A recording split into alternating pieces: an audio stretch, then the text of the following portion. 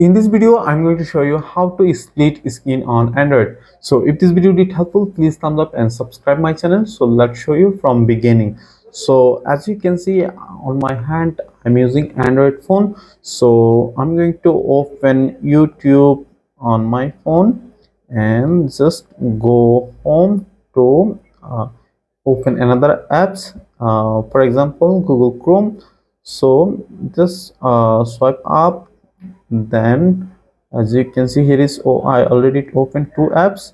So for a split, tap here the app icon on this top, and here's, as you can see, it's open split screen.